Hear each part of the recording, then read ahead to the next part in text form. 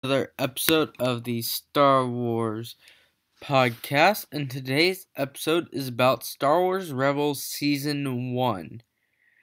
So, the major characters in this, the protagonists, I should say, were Kanan, Jarrus, I don't know how his last name's pronounced, Ezra Bridger, Harrison Dula, Zebralios, Sabine, and Chopper, otherwise known as C-110P.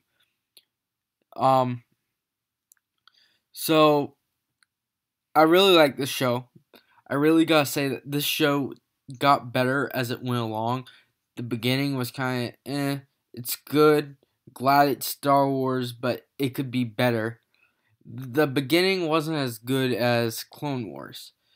Clone Wars really was great and fantastic, but then the beginning of this was kind of iffy and a little shaky because it's a little too kiddish because it's meant as a kids show in a way, though it's on Disney XD, meaning it doesn't have to be as kid oriented, which is good. Um, but the beginning was too kiddish for the show, but that really changed by the time you got to end, especially by the time Tarkin was introduced. That's when it really started getting going. But I think the real turn point for the show, when it really started getting good, or you could see the show getting better, was the Lando Calrissian episode. And from there, it just goes up. There's no ifs about it. From there on, the show gets better. And you can really see it. As that episode is probably the first one series that isn't boring, doesn't have any boring parts that you're like, yeah, I kind of know what's going to happen. And it really keeps you excited, and you're happy to see that Lando Calrissian has been reintroduced, voiced by the original actor, who I'm forgetting his name for some reason right now, Billy Dee Williams, being voiced by the original actor Billy Dee Williams. Now, since I'm talking about Calrissian, I might as well mention the other featured characters that were from the movies, most of them from the original trilogy.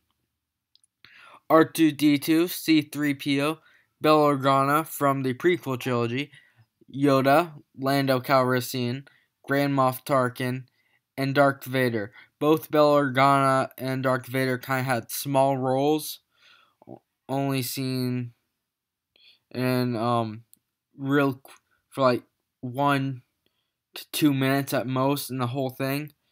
But they were both there. The others all kind of played major or minor roles that were rather important to the episodes, and I really suggest you go watch them because it is great that they are bringing in these favorite characters of ours, whether or not they were major characters, because they're just great to see back in there, back in the action.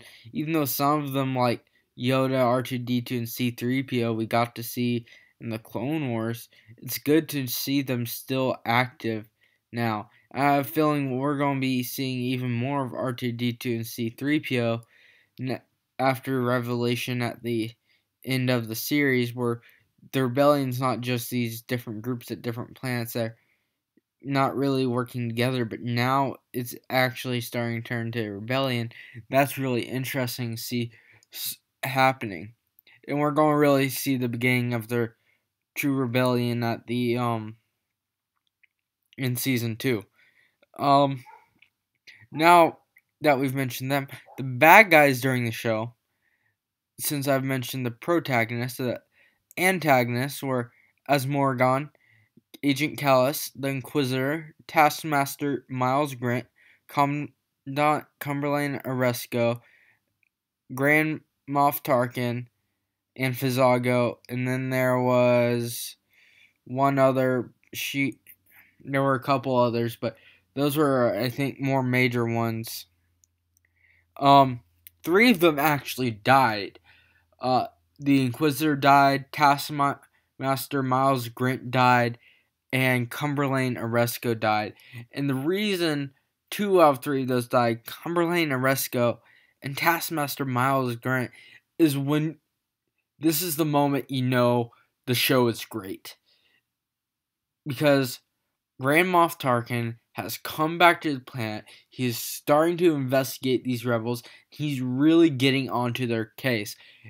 And he's like, you know what? We are going to get rid of all this failure. He brings in Taskmaster Miles Grant. He brings in Commandant Cumberlane Oresco, who both have worked along with Agent Kallus and are kind of the head ones in the area on the planet itself in charge of dealing with stuff. And he's like, you two have failed. You're dead. And the Inquisitor executes them. Just like Darth Vader did to several people in the original trilogy, which he did both to Captain Needa and Admiral Ozzel. And it's really nice. I wouldn't say it's nice, but that's when the show gets dark tint. You know the bad guys are bad. And that failure's not an option here to the Imperials. It's really nice to see Tarkin, as you could see in the original trilogy how Tarkin had this sense of fear to him, as Darth Vader did follow his command. However, you really get to start seeing his dark side here. In a book I want to read eventually, Tarkin by James Luceno, I think will really help show that. And that book is canon for anyone who wants to read canon books. That's one of the few Star Wars canon books there is right now. But yeah, you really get to see the bad side of people. And there are several times where the rebels lose during this show. And that's kind of, they wanted to show that the bad guys don't always lose. And that's something they really bring in, because apparently that's what happened during the old shows during droids and Ewoks, is the bad guys always lost and there's no winning. But here the bad guys actually win several times, even if it's minor victories. So that's good to see.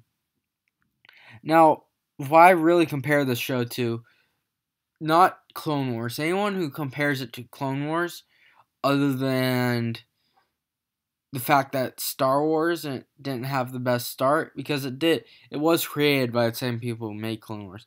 The shows are it's best compared to, for an actual comparison, would be either Star Trek or Firefly, as the interactions between the crew actually have much more of a feel, as you see them having several episodes based on the relationship between different crew members, or you see that it's really crew focused. And that's why both Star Trek and Firefly are crew based shows that focus on the crew and their relationships or the task they have to complete. And that is what's going on here. Clone Wars wasn't like that. Clone Wars was just a series of episodes about different things happening during time. Sometimes the episodes were in dual episodes that went together, or trilogy episodes that went together, or just one story in one episode. But this is one story going along the whole thing, kind of like Firefly and Star Trek. But at the same time, each episode has its own story, but that episode fits into a bigger story. So that's what's really much better compared to. That's what you really see in the episode. Though there is much more of a seeable story arc in this show than there is in the other two, which is quite cool and nice, because it means that you really get immersed into the show. It's not like every episode is something completely different. Some episodes feel like that they go directly together, whereas others are kind of separate, like the Lando Calrissian episode. You can watch it without having to watch others, but the last episode of the season, you might have to go 1 or 2 episodes back in order to really get what's going on.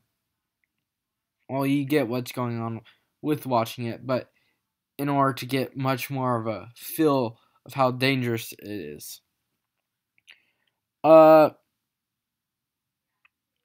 And the last thing I want to say, this is kind of a spoiler, although this whole thing probably has had some other spoilers in it as well. But the thing that kind of got me and surprised me was that they killed the Inquisitor during the last episode. I'd like to know their thinking in this, as the way the Inquisitor went, I love the way they killed off the Inquisitor. It's just I didn't expect it to happen so soon. If the Inquisitor were to die, I expected maybe season 2, but by season 3, that's when you might have had him die, because they introduced Darth Vader at the end of the season as being the next big antagonist instead of having the Inquisitor. And the thing is, before the show came on, they were really building up the Inquisitor to be this really bad guy, and it turns out that he dies at the end of the first season, though he had a great show in the first season and was a really good bad guy. I just didn't expect it to happen so soon, and I really wanted to see more of the Inquisitor, because I thought there was more of that there. They really didn't show the Inquisitor off as much as they could have. But overall, I really appreciated the show, and I loved the last 4 or 5 episodes, especially the ones with Tarkin, and I can't wait to see season 2. So keep it up, Dave Filoni and the crew. I hope to see you guys later. This is Indiana signing out.